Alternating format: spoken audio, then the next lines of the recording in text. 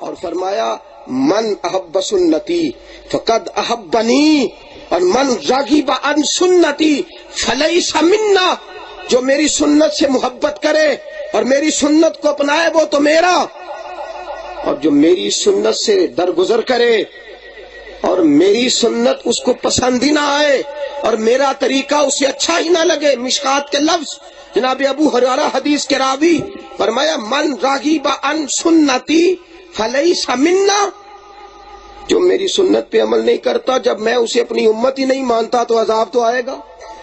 فلیس منا، فلیس منا، مجھ سے ہے ہی نہیں، میرا ہے ہی نہیں۔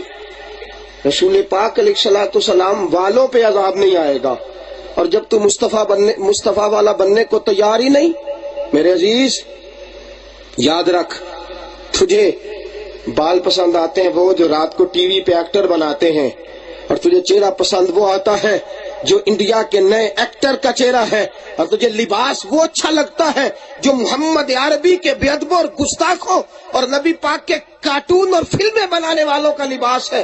تو کیسے دعویٰ کرتا ہے مصطفیٰ کی غلامی کا؟ چہرہ تیرا مصطفیٰ جیسا نہیں، اٹھنا تیرا مصطفیٰ جیسا نہیں، کھانا تیرا مصطفیٰ جیسا نہیں، تیرا پہننا مصطفیٰ جیسا نہیں، تیرا سونا جاگنا رسول پاک جیسا نہیں، اور تیرے دعوے کس طرح کے ہیں؟ میرے حبیب نے فلیس منا، فلیس منی، فلیس منا، فلیس منی، کبھی فرمایا وہ ہم میں سے ہی نہیں۔ کیا مانا؟ فرمایا اگر میرا اس سے کوئی رشتہ نہیں تو ابو بکر کا بھی کوئی رشتہ نہیں، اگر میرا کوئی تعلق نہیں تو عمر کا بھی کوئی تعلق نہیں، اگر میرا کوئی تعلق نہیں تو اس کا علی سے بھی کوئی تعلق نہیں، اگر میرا کوئی تعلق نہیں تو عثمان سے بھی کوئی تعلق نہیں، حسن سے بھی کوئی تعلق نہیں۔ فاطمہ کے دروازے پہ نہ آئے، پہلے فاطمہ کے بابے کی غلامی تو اختیار کرے۔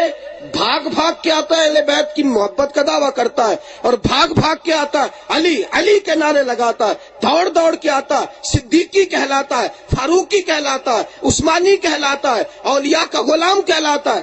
پہلے بند تو صحیح، وہ تو تجھے اپنا مانتے ہی نہیں، تجھے تسلیم ہی نہیں کرتے۔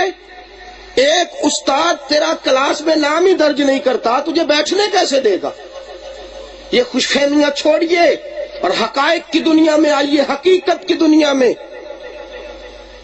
آپ کی صوبائی پارلیمنٹ کا ایک سکھ ممبر بنا ہے، سکھ ممبر صوبائی اسمبلی کا، چند دن پہلے اس کا انٹرویو چھپا ہے۔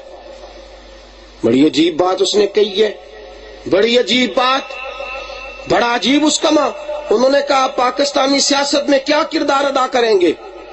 اس نے کہا میں اپنا سکھ ہونے کا تشخص برقرار رکھ کے کروں گا جو بھی کروں گا، پہلے سکھ ہوں باقی سارا کچھ بعد میں، پہلے میں سکھ ہوں۔ تو بھی تو کبھی کہنا کہ پہلے میں محمد کا غلام ہوں باقی کچھ بعد میں ہوں، وہ کہتا ہے پہلے سکھ ہوں باقی کچھ بعد میں ہوں۔ تو بھی کبھی بول کہ پہلے مصطفیٰ والا ہوں، میں جٹ بعد میں ہوں، بٹ بعد میں ہوں، ارائی بعد میں ہوں، میں سیٹھ بعد میں ہوں۔ پہلے کہہ میں مصطفیٰ والا ہوں، پہلے بول کہ نبی والا ہوں۔ میں منسٹر بعد میں ہوں، مولوی بعد میں ہوں، مفتی بعد میں ہوں، میں سیاستدان بعد میں ہوں، تاجر بعد میں ہوں، پاکستانی بعد میں ہوں، بنگالی بعد میں ہوں، پہلے مصطفیٰ والا ہوں۔ تو بھی کبھی اپنی یہ سوچ بنا، تیرے پاس ساری چیزیں ہیں لیکن رسول پاک کی سنت کا دامن تو نے چھوڑ دیا، لیکن ذرا کڑوی گولیاں بھی کھاتے جانا میرے عزیزو۔ میرے حبیب نے یہ بھی فرمایا ہے کہ جو رشوت لیتا ہے یا دیتا ہے میں اسے اپنی امت ہی شمار نہیں کرتا، اس پہ تو عذاب آئے گا۔ اور میرے حبیب کریم صلی اللہ تعالی علیہ وسلم نے فرمایا جو عورت اپنے شوہر کی نافرمانی کرتی ہے یا بے پردگی کا مظاہرہ کرتی ہے میں اپنی امت ہی شمار نہیں کرتا، اس پہ تو عذاب آئے گا۔ من لم یرحم صغیرنا ولم یوقر کبیرنا فلیس منا، فرمایا جو بزرگوں کا ادب نہیں کرتا اور چھوٹے پہ شفقت نہیں کرتا، جب میں اسے اپنی امت ہی شمار نہیں کرتا تو اس پہ تو عذاب آئے گا۔ اور فرمایا جو ملاوٹ کرتا ہے، صحیح چیز دکھا کے غلط بیچتا ہے، جب میں اپنی امت ہی نہیں مانتا تو اس پہ تو عذاب آئے گا۔ اور میرے رسول کریم صلی اللہ تعالی وسلم نے فرمایا من ترک صلاۃ متعمدا فقد کفر، جو جان بوجھ کے نماز چھوڑتا ہے وہ اللہ کے رب ہونے کا منکر ہے، محمد کے نبی ہونے کا منکر ہے۔